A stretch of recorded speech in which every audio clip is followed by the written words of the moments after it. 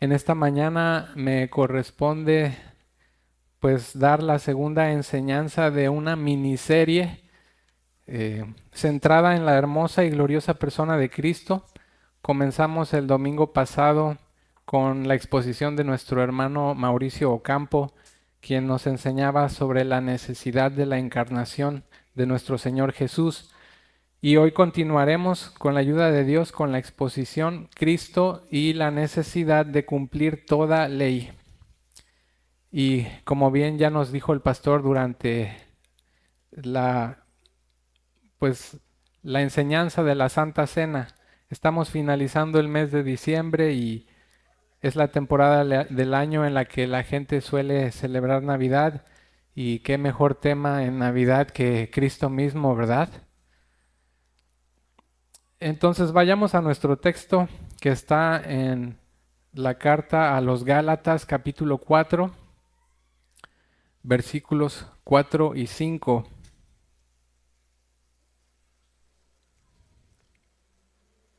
Gálatas capítulo 4 versos 4 y 5, que dice: Pero cuando vino el cumplimiento del tiempo, Dios envió a su Hijo, nacido de mujer y nacido bajo la ley, para que redimiese a los que estaban bajo la ley, a fin de que recibiésemos la adopción de hijos.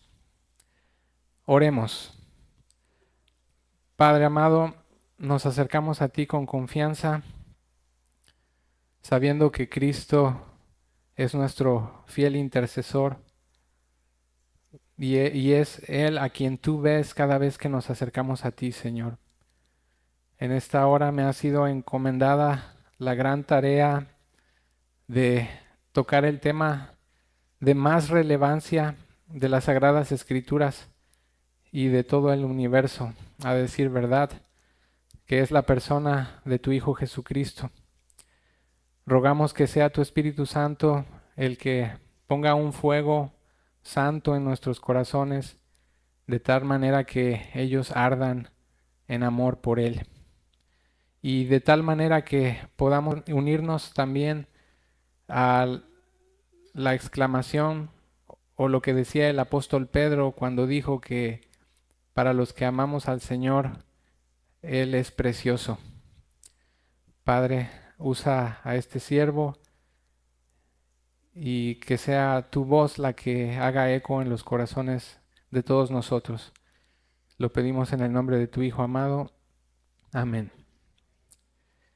Y les voy a rogar de su paciencia, mis hermanos, pues antes de poder ir al grano del verso que recién leímos, yo considero necesario primero dar un contexto para poder entender cuál es la ley que Cristo cumple basado en ese texto de Gálatas. Así que quisiera comenzar con una breve explicación de qué es la ley, para después presentar algunos argumentos sobre por qué cumplió Cristo la ley o para qué, seguido de cómo es que la cumplió, y para finalizar mencionar los beneficios adquiridos por Cristo para nosotros, es decir, cómo lo podemos aplicar de una manera práctica a nuestras vidas. Entonces comencemos con qué es la ley. En el contexto cristiano suele suceder que cuando escuchamos el término ley o la ley, lo primero que viene a nuestra mente es la ley moral, que es el decálogo o son los 10 mandamientos.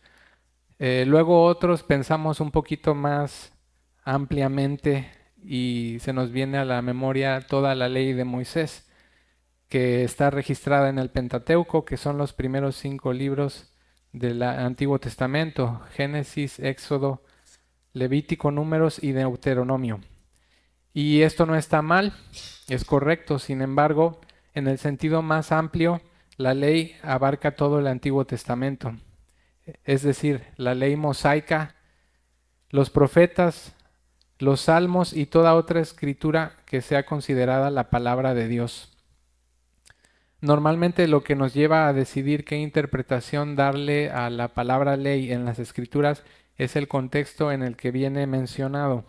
Por ejemplo, si vamos a Romanos capítulo 13, en sus versos 8 al 10, dice, no debáis a nadie nada, sino el amaros unos a otros, porque el que ama al prójimo ha cumplido la ley, porque no adulterarás, no matarás, no hurtarás, no dirás falso testimonio, no codiciarás, y cualquier otro mandamiento en esta sentencia se resume.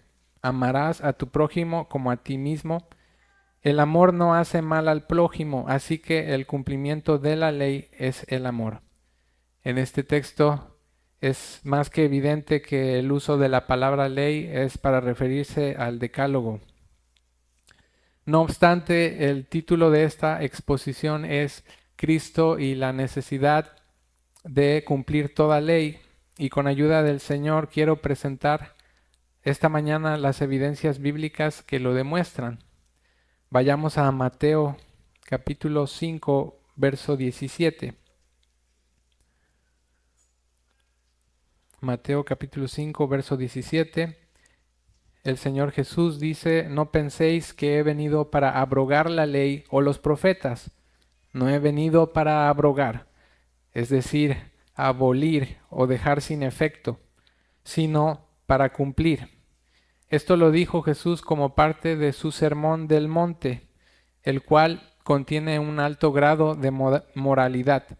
No obstante, él dijo la ley o los profetas, aludiendo a la definición más amplia de la ley. No debemos pensar que Cristo vino solamente a cumplir la ley moral, porque aunque eso en sí mismo ya constituye una hazaña de grado divino, el quedarnos ahí haría que perdiéramos de vista la gran riqueza y belleza que hay en la persona de Cristo, porque Él es el cumplimiento de todo el Antiguo Testamento. Y más tarde vamos a ver por qué. Para los fines de esta exposición, les pido que mantengamos en mente la definición más amplia de la ley, que incluye la ley moral, la ley dada a Moisés con todas sus leyes ceremoniales y de adoración, leyes de purificación del cuerpo, leyes judiciales, políticas y civiles, y también la expansión de la ley moral, juntamente con los profetas, los salmos y todo otro libro del Antiguo Testamento considerado sagrado. Primeramente, analicemos por qué Cristo cumplió la ley o para qué la cumplió. Bueno, aquí yo he desglosado este punto en 3 partes. Primero, Cristo cumplió la ley por amor al Padre y para satisfacer sus demandas de adoración y de obediencia perfecta a sus mandamientos. Podríamos ser llevados a pensar que desde el principio Dios dispuso que el sistema o la forma de adorarle a Dios fuera a través de sacrificios y de derramamiento de sangre. Pero yo veo en las Escrituras que esto no es así, sino que Dios había establecido que la adoración a su nombre y a su persona y a su gloria fuera exclusivamente a través de la obediencia a sus mandamientos. Es por esta razón que Adán no ofreció holocaustos, sino que fue hasta que Dios ya le mostró ese patrón cuando Dios mismo sacrificó el animal para cubrir la vergüenza de Adán y Eva, que entonces se empezó a utilizar ese sacrificio de forma de adorar a Dios.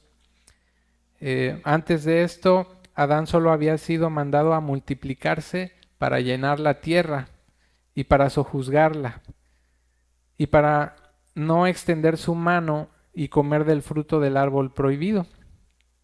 Esto lo podemos comprobar mediante los 3 primeros capítulos del Génesis. Luego tenemos primero de Samuel, capítulo 15, verso 22.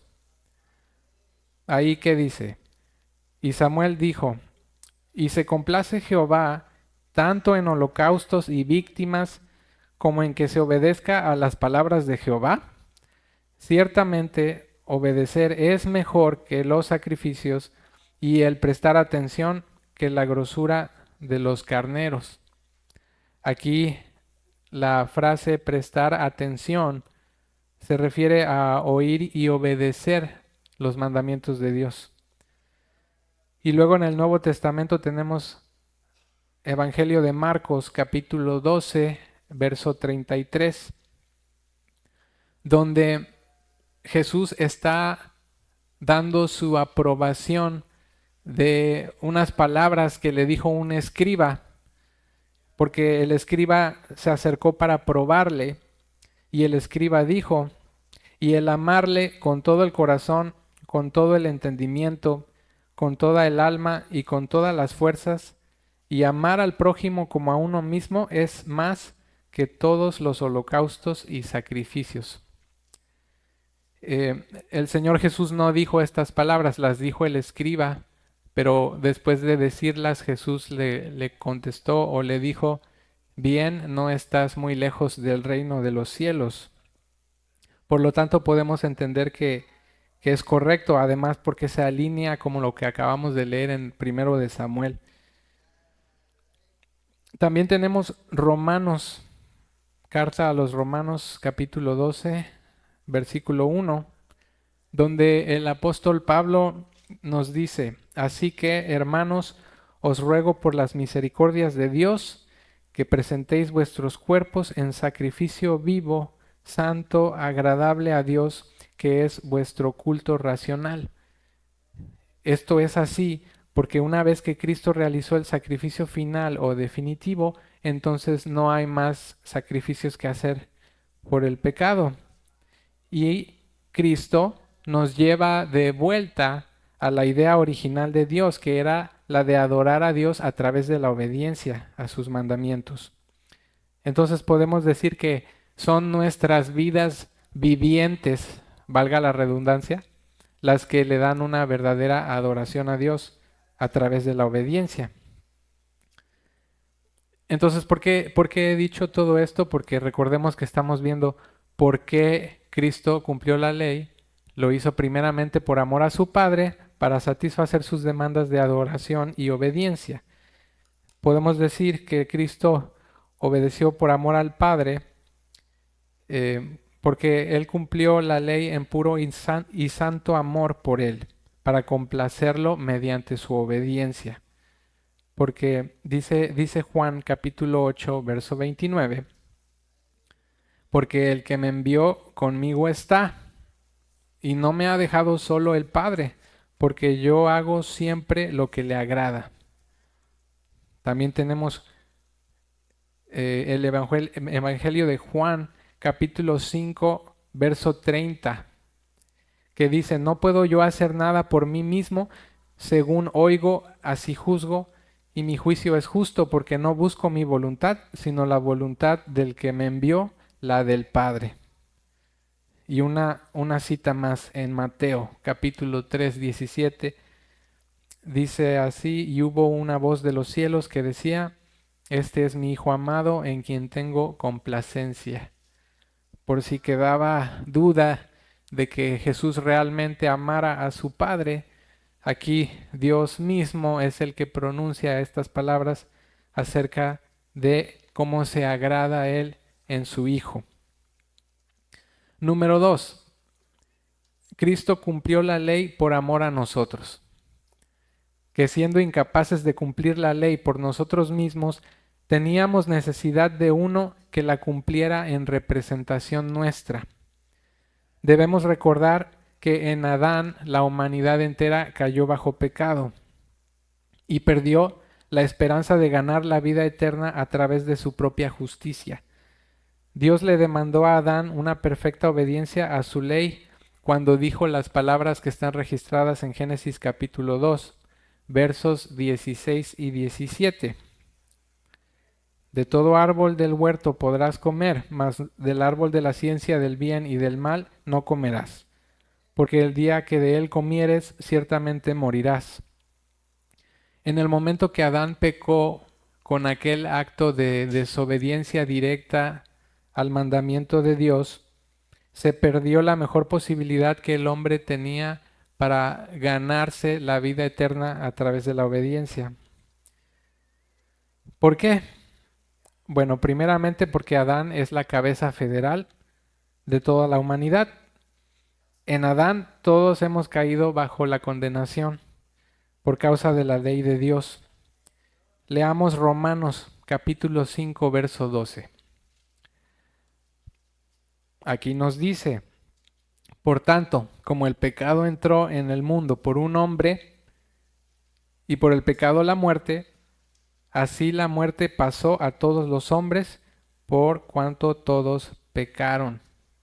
Y creo que vale la pena decir que en este contexto la palabra muerte debe ser interpretado como una condenación eterna en el infierno, en total separación de Dios y de su bondad y sin ninguna posibilidad de salvación. Pero pudiera pasar que alguien diga, bueno, eso fue Adán. Yo todavía tengo mi propia oportunidad de justificarme delante de Dios. Mas la respuesta para esto sería no, porque si usamos la lógica, Adán en su estado perfecto, es decir, sin pecado, fue incapaz de cumplir la ley de Dios. Entonces, ¿cuánto menos nosotros ahora que estamos corrompidos por el pecado? Capítulo 3 de Romanos, versos 10 al 18. Dice, como está escrito, no hay justo ni aun uno, no hay quien entienda, no hay quien busque a Dios, todos se desviaron, a una se hicieron inútiles. No hay quien haga lo bueno, no hay ni siquiera uno. Y luego el Espíritu Santo se toma el tiempo para dar ejemplos de esto. Verso 13. Sepulcro abierto es su garganta, con su lengua engañan. Veneno de áspides hay debajo de sus labios, su boca está llena de maldición y de amargura. Sus pies se apresuran para derramar sangre. Quebranto y desventura hay en sus caminos, y no conocieron camino de paz. No hay temor de Dios delante de sus ojos. Y luego tenemos otra cita de apoyo, aunque no son las únicas, pero si vamos a Génesis capítulo 6, verso 5, dice aquí, y vio Jehová que la maldad de los hombres era mucha en la tierra, y que todo designio de los pensamientos del corazón de ellos era de continuo solamente el mal. Yo creo que con este testimonio de la Escritura es más que evidente y claro que Dios nos considera a todos pecadores, sin excepción. Y por esta causa, Dios, considerando la imposibilidad de salvación del hombre, tuvo que pactar consigo mismo desde la eternidad pasada, es decir, antes de la fundación del mundo, para salvar al hombre. En este pacto, Dios Padre prometió un pueblo a Dios Hijo, y Dios Hijo voluntariamente se ofreció a sí mismo como rescate por dicho pueblo. Es verdad que en las Escrituras no encontramos tal cual este concepto, pero sí tenemos destellos en las Escrituras donde somos llevados a pensar que esto en verdad fue así. Por ejemplo, si vamos a Evangelio según San Juan, capítulo 6, versos 39 y 40, dice, y esta es la voluntad del Padre, el que me envió, que de todo lo que me diere, no pierda yo nada, sino que lo resucite en el día postrero. Y esta es la voluntad del que me ha enviado, que todo aquel que ve al Hijo y cree en Él tenga vida eterna, y yo le resucitaré en el día postrero.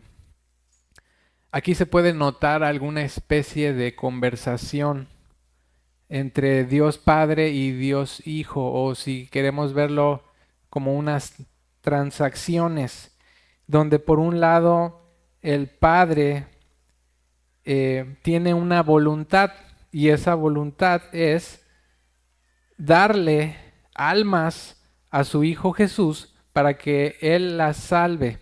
Y luego el Hijo le contesta al Padre aceptando y haciendo el compromiso consigo mismo de que Él no va a perder ninguna de esas almas que el Padre le dé. Y luego en Juan capítulo 10, un poco más adelante, versos 27 y 30, algo parecido. Jesús dijo: mis ovejas oyen mi voz y yo las conozco y me siguen, y yo les doy vida eterna. Y no perecerán jamás, ni nadie las arrebatará de mi mano. Mi Padre que me las dio es mayor que todos, y nadie las puede arrebatar de la mano de mi Padre. Yo y el Padre uno somos. Nuevamente aquí la misma idea de este pacto entre Dios Padre y Dios el Hijo, donde Jesús dice: yo tengo mis ovejas y estas ovejas oyen mi voz, y yo a través de mi vida y mi sacrificio les doy vida eterna. Y luego dice que el Padre fue el que se las dio. Y luego menciona algo que parece como confuso, porque dice que las ovejas están tanto en la mano de su Padre como en sus propias manos. Y dice que nadie las puede arrebatar de ahí, y que Cristo, es decir, Él y su Padre, son uno solo. Entonces esto solo lo presento de forma que pueda quedar claro por qué usar ese tipo de lenguaje. Entonces Cristo cumplió la ley por amor a sus escogidos. ¿Qué dice ese famoso texto de Juan 3:16? Porque de tal manera amó Dios al mundo, que ha dado a su Hijo unigénito, para que todo aquel que en Él cree no se pierda, mas tenga vida eterna. Luego Efesios capítulo 2, versos 4 y 5 dice: pero Dios, que es rico en misericordia, por su gran amor con que nos amó, aun estando nosotros muertos en pecados, nos dio vida juntamente con Cristo.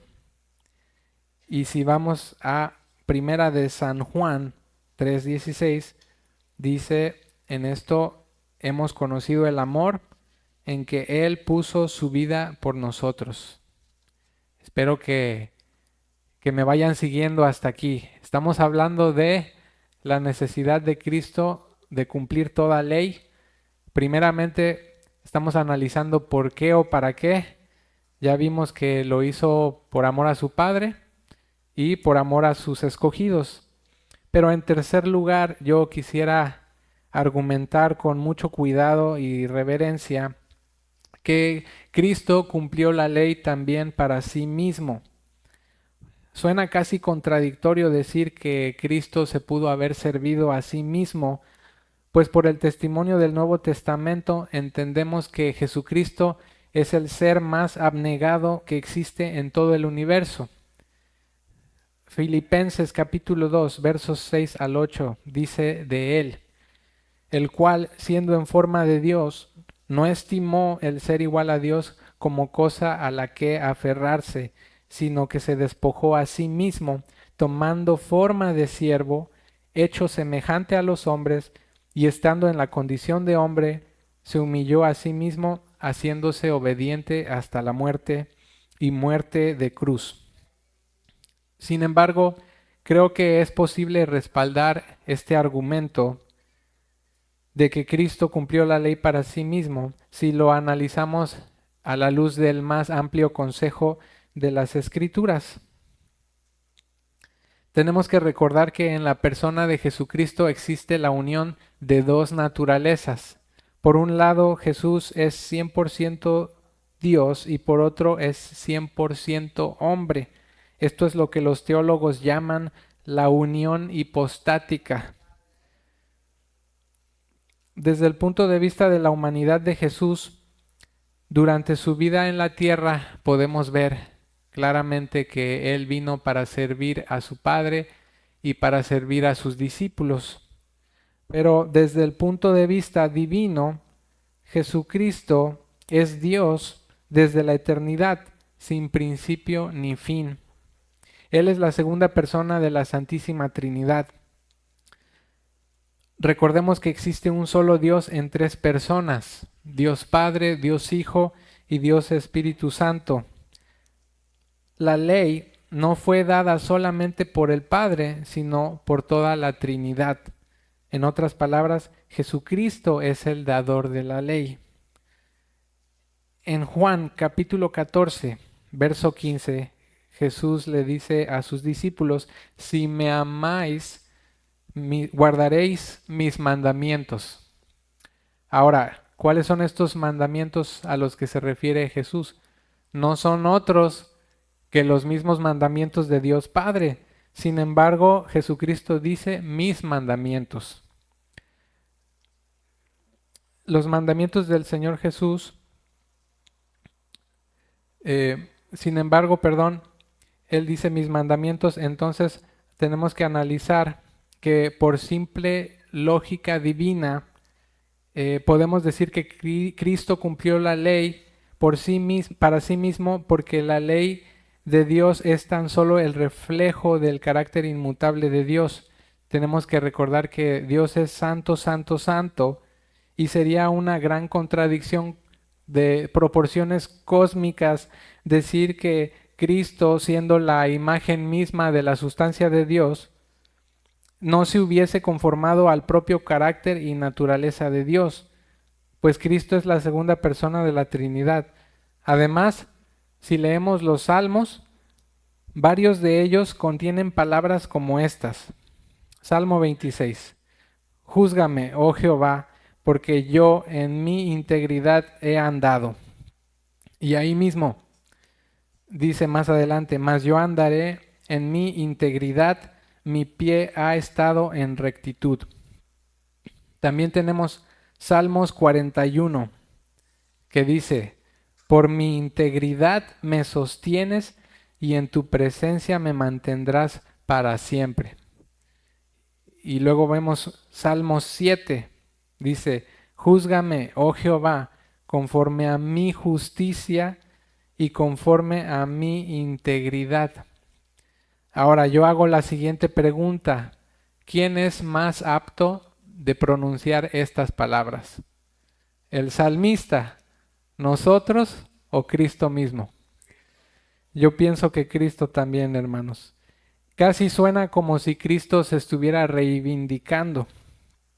Entonces, también Cristo cumplió la ley por amor a su propio nombre.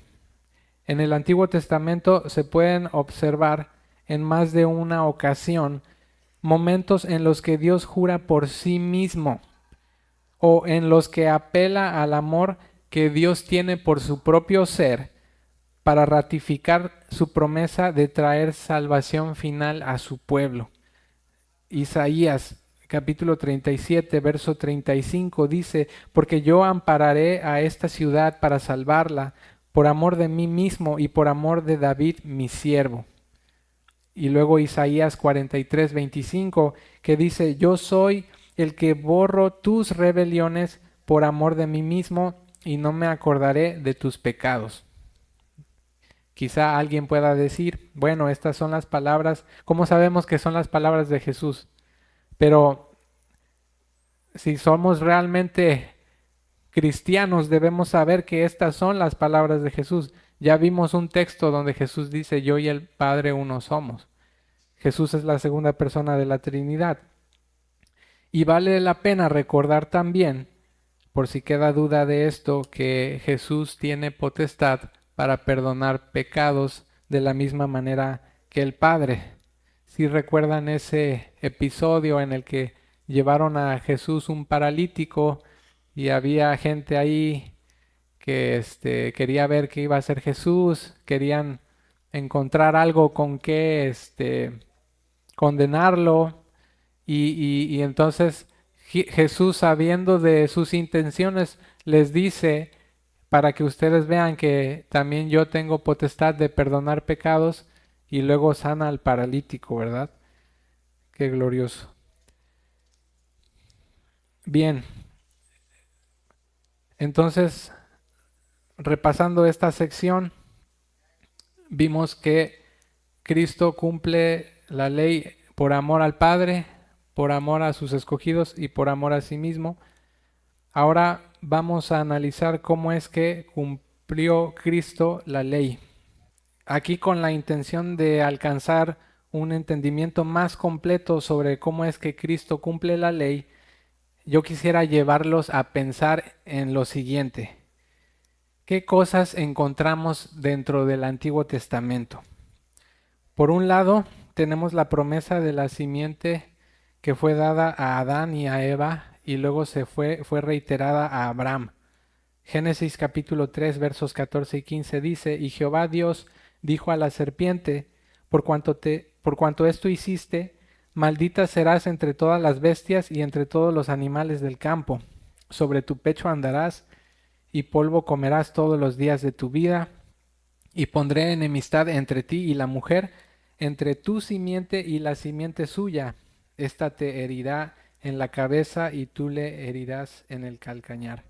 Dios dijo estas palabras a Adán y Eva como una promesa de que vendría alguien a arreglar el desorden que habían causado por su pecado.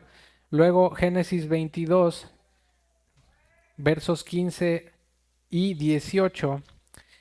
Dice: Y llamó el ángel de Jehová a Abraham por segunda vez desde el cielo y dijo: En tu simiente serán benditas todas las naciones de la tierra. Por favor, noten que he omitido algunos versículos en medio. Pero pensando en que Moisés también conocía esto, él sabía de esta promesa de la simiente, él dice a todo Israel en el libro de Deuteronomio capítulo 18, verso 15: Jehová te levantará profeta de en medio de ti, de tus hermanos como yo, a él oiréis. Entonces, Cristo es la simiente prometida. Luego tenemos el decálogo o los 10 mandamientos que fueron dados por Dios a Moisés en el monte Sinaí. Cristo es el cumplimiento del decálogo porque Él lo vivió al pie de la letra. Sabemos que Cristo no tiene pecado. Hebreos 4:15 dice: Cristo fue tentado en todo, pero sin pecado. Y luego segunda de Corintios 5:21, al que no conoció pecado, por nosotros lo hizo pecado, para que nosotros fuésemos hechos justicia de Dios en él. Y luego, si vamos más allá, no solo podemos decir que Cristo cumplió la ley moral, sino que Él mismo es el cumplimiento de la ley moral, porque el decálogo no es otra cosa que el reflejo del carácter de Dios, que es inmutable. Por lo tanto, el decálogo procede de Dios, de Cristo, y Él, podemos decir que por lo tanto, Él es el cumplimiento del decálogo, el decálogo mismo. De hecho, sobre este punto acerca de Cristo cumpliendo la ley moral, es necesario mencionar que Él la cumplió en su exigencia más estricta. Durante su sermón del monte, Jesús explicó a sus discípulos que los mandamientos de Dios no se limitaban únicamente a la manifestación externa del pecado, sino que los mandamientos estaban pensados para prohibir incluso las manifestaciones internas del pecado, que es cuando el corazón permite el pecado y se empieza a pues a acariciar y se empieza a tener algún afecto por ese pecado. Entonces vemos que Cristo tuvo primeramente que regresar a la ley moral a su nivel donde siempre debió estar, y después de eso, ¿qué hizo? Pues simplemente la cumplió. ¿Dónde vemos ejemplos de esto? Él dijo que codiciar a otra persona era semejante al adulterio en su Sermón del Monte, y también dijo que el odio hacia otros era como asesinato. Pero bien, vamos a seguir avanzando porque todavía hay mucho que decir. Eh, Aparte de la promesa de la simiente y de la ley moral, que son los 10 mandamientos, dentro del Antiguo Testamento también tenemos todo el conjunto de leyes ceremoniales y de adoración. Tenemos sacrificios, el oficio sacerdotal, tenemos los objetos sagrados dentro y fuera del templo, y tenemos el templo mismo. Cristo no solo cumplió la ley al hacer las cosas de la ley, sino que Él mismo en su persona es el cumplimiento de la ley. ¿Y cómo es que esto es así? Bueno, si vamos a la carta a los Hebreos, el autor de esa carta explica entre los capítulos 8 y 10 que todo en cuanto abarcaba la ley ceremonial era tan solo una sombra de lo que habría de venir, es decir, eh, todo aquello que finalmente sería cumplido a través de Jesucristo mediante su muerte. Hebreos capítulo 10, verso 1, y aquí parafraseo, la ley tiene la sombra de los bienes venideros, mas no la imagen misma de las cosas. Aquí tenemos por un lado la sombra y por otro lado los bienes venideros, donde la sombra es el simbolismo de lo venidero y lo venidero es lo verdadero. Si tú tomas cualquier objeto y lo expones directo a la luz, lo que vas a ver reflejado sobre el objeto más inmediato es una sombra. Y esta sombra pues es tan solo una silueta, es una representación visual que es infinitamente inferior en calidad al objeto original. Vayamos a Hebreos capítulo 9, versos 11 y 12. Aquí lo que está diciendo el apóstol Pablo es que la ley ceremonial no duraría para siempre, sino que ésta tendría un cumplimiento una vez que Cristo viniera. ¿Qué dice el texto? Pero estando ya presente Cristo, sumo sacerdote de los bienes venideros, por el más amplio y más perfecto tabernáculo, no hecho de manos, es decir, no de esta creación, y no por sangre de machos cabríos ni de becerros, sino por su propia sangre, entró una vez para siempre en el lugar santísimo, habiendo obtenido eterna redención. ¿Qué significa esto?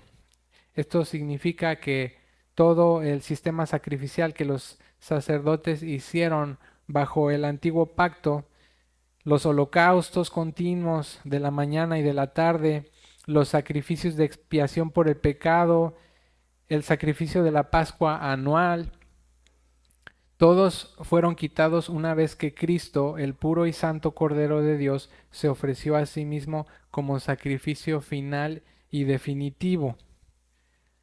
En Primera de Corintios 5:7, el apóstol Pablo dice, nuestra Pascua, que es Cristo, ya fue sacrificada por nosotros. Y por cierto, aquí vale la pena decir que Cristo cumplió la ley moral mediante su vida, es decir, durante el tiempo que caminó sobre esta tierra, conduciéndose de manera justa y piadosa en todo momento. Sin embargo, la ley ceremonial la cumplió mediante su muerte. Y en esta sección, hermanos, yo tomo prestadas algunas palabras de nuestro hermano en Cristo, el pastor John MacArthur, que tienen como fin resumir a Cristo a lo largo de todo el Antiguo Testamento. Comparemos a Cristo con Aarón por un momento, porque Aarón es la figura sacerdotal que había bajo el antiguo pacto. Si los comparamos, Aarón entró al tabernáculo terrenal, Cristo al celestial. Aarón entró una vez al año, Cristo entró de una vez por todas. Aarón atravesó el velo, mas Cristo rasgó el velo. Aarón ofreció muchos sacrificios, mas Cristo se ofreció una sola vez para siempre como sacrificio definitivo. Aarón ofreció sacrificios por expiación, por su propio pecado, pero Cristo ofreció solamente por nuestro pecado, pues Él no tiene pecado propio por el cual ofrecer sacrificios. Aarón ofreció la sangre de bueyes, Cristo ofreció su propia sangre. Aarón sacrificaba corderos para hacer expiación. Cristo es el Cordero de Dios que quita el pecado del mundo. Aarón fue un sacerdote temporal. Cristo es sacerdote para siempre según el orden de Melquisedec. Ahora pensemos en el tabernáculo y en el templo. El tabernáculo tenía una puerta. Cristo dijo, yo soy la puerta. Tenía un altar de bronce, mas Cristo es el mejor altar. El tabernáculo tenía un lavadero, mas Cristo es el que nos lava a través de su sacrificio. Tenía lámparas. Cristo dijo, yo soy la luz. Tenía pan. Cristo dijo, yo soy el pan de vida. Tenía incienso, mas Cristo elevó oraciones por sus escogidos como incienso. Tenía un velo entre el lugar santo y el lugar santísimo. Cristo es el mejor velo puesto entre el Dios Santísimo y nosotros. Tenía un propiciatorio que simbolizaba la presencia de Dios, mas Cristo es Dios mismo. Había un templo también. ¿Y qué dijo Cristo? Yo soy el templo, y después de 3 días lo levantaré. Observemos también las ofrendas levíticas, porque todo esto forma parte de la ley ceremonial. Había un holocausto para hablar de la perfección de vida, mas Cristo era la perfección de vida. Había una ofrenda alimenticia que hablaba de la dedicación. Cristo era el que estaba de manera total dedicado a Dios. Había una ofrenda de paz. Cristo es la paz. Había una ofrenda por el pecado. Al que no conoció pecado, por nosotros se hizo pecado. También había fiestas en Israel dentro de la ley ceremonial. Había una fiesta de la Pascua. Cristo es nuestra Pascua. En esta fiesta se hacía pan sin levadura, que hablaba de una vida santa. Cristo es el que caminó en santidad. Había una fiesta de las primicias. Cristo es el que resucitó de los muertos, primicias de los que durmieron. Había una fiesta de Pentecostés. Cristo es el que derramó su espíritu. Había una fiesta de las trompetas.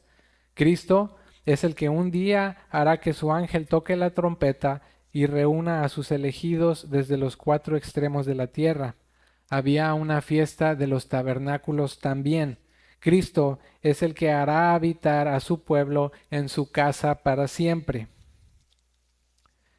Ahora, también tenemos el hecho que Jesús mismo dijo ser el tema del Antiguo Testamento.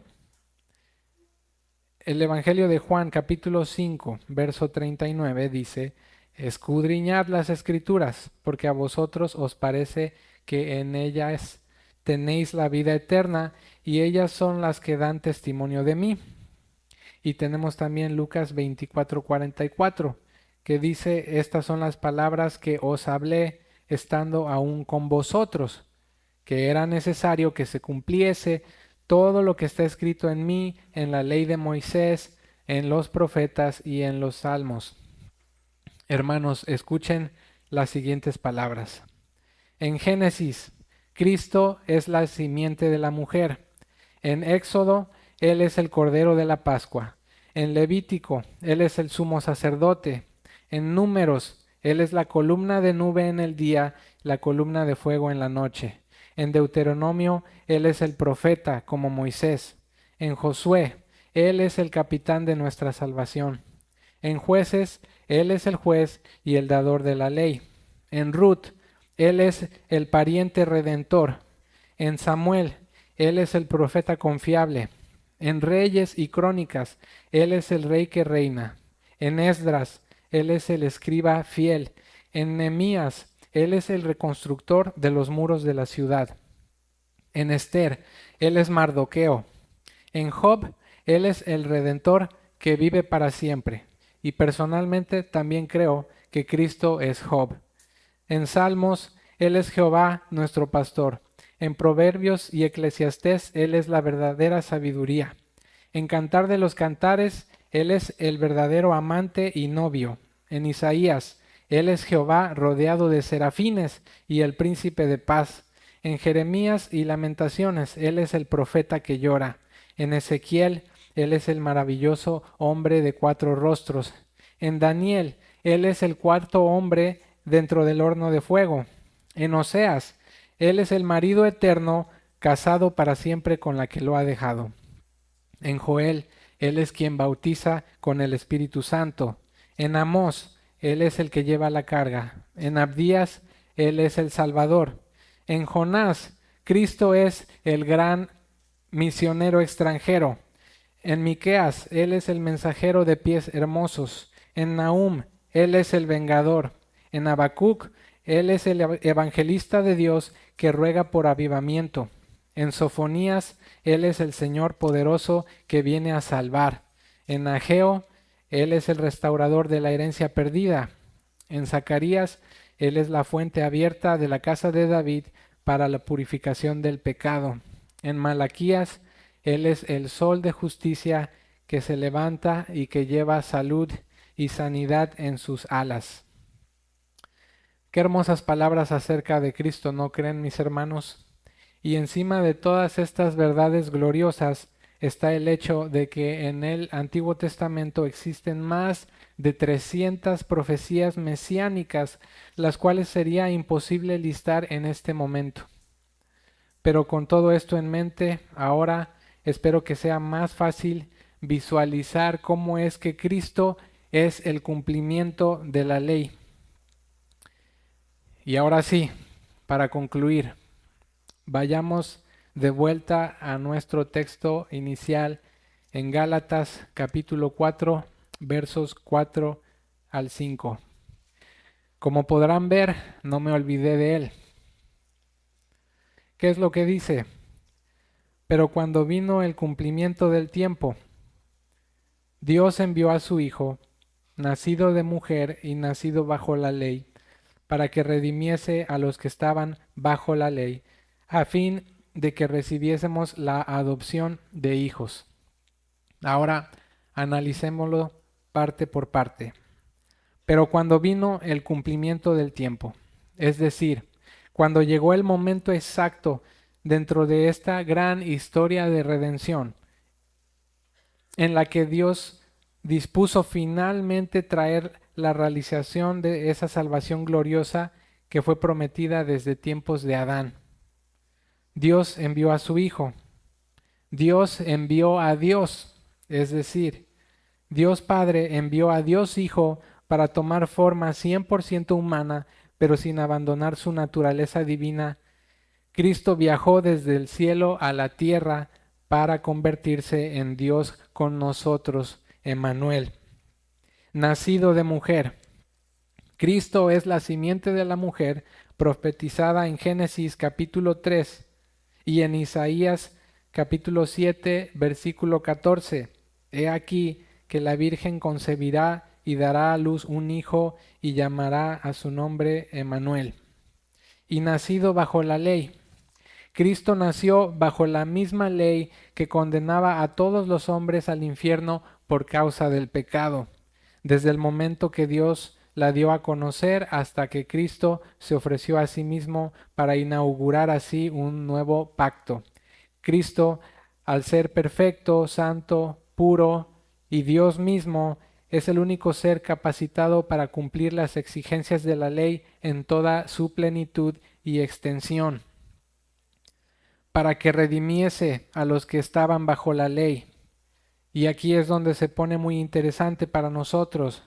Tal vez no mucho de lo que he dicho hasta ahora te ha hecho sentido, pero esta es la parte donde hay excelentes noticias para la humanidad. Cristo cumplió la ley para redimir a los pecadores, esto es, a nosotros, todos aquellos que desde Adán hemos sentido el peso de la gran condenación que había sobre nosotros por causa de nuestro pecado. Si la ley tenía un propósito, entonces era demostrarle a todos los hombres que cumplirla es imposible y que sólo confiando en aquel enviado de Dios que vendría a cumplirla en representación nuestra es que podríamos alcanzar la salvación. Pero no nos confundamos. El hecho que Cristo haya cumplido la ley no le quita la responsabilidad a cada hombre, mujer y niño en todo tiempo y lugar de cumplir la ley moral en completa perfección. Por cierto, de toda la ley que expusimos ya, la única que todavía obliga a todos los hombres es la ley moral, porque ya vimos que la ley ceremonial fue cumplida por Cristo mediante su muerte. Entonces, por simple lógica tenemos dos opciones, nosotros que estamos obligados a cumplir la ley moral. Opción 1, o cumplimos la ley moral por nosotros mismos, aunque ya vimos que esto es imposible. Opción 2, o cumplimos la ley moral por medio de Cristo que la ha cumplido ya a través de nuestra fe en Él. Yo prefiero la segunda, ¿y ustedes? Ahora, no tengo ninguna duda que la totalidad de nosotros ya ha quebrantado cada uno de los 10 mandamientos e incluso en más de una ocasión. Cristo vino a mostrarnos las exigencias más elevadas de su ley moral. Odiar es matar, codiciar a otra persona es adulterar, de donde ese codiciar en sí mismo ya es el quebrantamiento del 10º mandamiento. ¿Hará falta repasarlos, hermanos? ¿Cuántos se saben los 10 mandamientos? Bueno, por si acaso. Número 1, no tendrás dioses aparte de Jehová tu Dios, de donde todo lo que ocupe un lugar de preeminencia en nuestros corazones se vuelve un falso Dios para nosotros. Número 2, no te harás imagen alguna para adorarla. Es decir, no serás idólatra, de donde cualquier imaginación del corazón que roba nuestra devoción se vuelve en un ídolo para nosotros. Número 3, no usarás el nombre de Dios en vano. Número 4, guardarás el día de reposo. Número 5, no matarás. De donde Jesucristo dijo, odiar es como matar. Honrarás a tu padre y a tu madre, es el número 6. Número 7, no adulterarás. De donde Cristo dijo, codiciar a otra persona para desearla físicamente es como adulterar. Número 8, no robarás. Y en nuestros tiempos se vuelve aún más difícil, pues ahora podemos caer en este pecado incluso al robar la autoría de alguien más por causa de los derechos de autor. Número 9, no mentirás. Número 10, no codiciarás. Según el consejo de Dios en su palabra, el destino natural de todo aquel que viola la ley moral de Dios es la separación eterna de Dios y de cualquier beneficio que su bondad nos brinda por medio del castigo eterno en el infierno. Pero hay buenas noticias. Considera todo lo que ya te he dicho acerca de Cristo y cómo Él fue capaz de cumplir la ley perfectamente y que lo hizo por nosotros, por amor a nosotros. Si es que tenemos fe en Él, entonces yo te pregunto, ¿descansarás en aquel que cumplió la ley por ti? ¿Te postrarás hoy ante sus pies en santa y piadosa admiración? ¿Rogarás por su perdón hacia tu pobre alma en miseria? Hazlo, no te tardes. Si eres de aquellos que piensa que no puede acercarse a Dios porque carece de justicia propia, entonces con mayor razón yo te digo, mira a Cristo. Él es tu justicia. Nunca conseguirás ni una pizca de justicia propia por ti mismo. No deshonres a Dios menospreciando el regalo que te ha dado, el de su propio Hijo. Y para terminar el texto, a fin de que recibiésemos la adopción de hijos. Por causa del sacrificio de Cristo, ya no somos más esclavos del pecado ni enemigos de Dios, sino que ahora Dios nos recibe como a sus hijos, con Cristo como nuestro hermano mayor. Y con esto Dios da inicio a su objetivo final, que es el de reunir todas las cosas en Cristo en la dispensación del cumplimiento de los tiempos, así las que están en los cielos como las que están en la tierra. Efesios 1:10. Dios ha glorificado a Cristo de tal manera que le ha concedido todo cuanto existe en el universo, pero esto no le sería concedido sin antes haber redimido a un pueblo para sí, que pudiera darle gloria, alabanza y honor por toda la eternidad. Oremos, mis hermanos. Amado Espíritu Santo, hice lo mejor que pude para llevar las miradas de todos aquí a ver a Cristo, tu Hijo hermoso y glorioso. Ahora está en tus manos, Señor. Yo te pido que tú provoques esto en nuestros corazones, que podamos dejar de mirar la inmundicia en la que nos encontramos por causa del pecado y que podamos alzar nuestra mirada a ver a Cristo, el puro y santo Cordero de Dios, que es el que ha hecho expiación por todos nuestros pecados. Permite que cada uno de los que estamos aquí podamos reconocer a Cristo como nuestra Pascua, como el sacrificio definitivo, como el cumplidor de esta ley moral que nosotros no podemos cumplir, Señor. ¿Y qué más podemos decir, Señor, si es el mejor regalo del universo? Sería realmente una tontería no mirar a Cristo después de haber visto todo lo que Él ha hecho por nosotros, Señor. Yo te ruego que tú hagas esto en nuestros corazones de tal manera que no se cumplan las palabras de advertencia que tú dijiste en Salmos 2, cuando dijiste: besad al Hijo para que no se enoje y perezcáis en el camino cuando se inflame de pronto su ira. Y para que no se cumplan las palabras del apóstol cuando dice: el que no amare al Señor Jesucristo, que caiga bajo la maldición de Dios. Amén, Señor.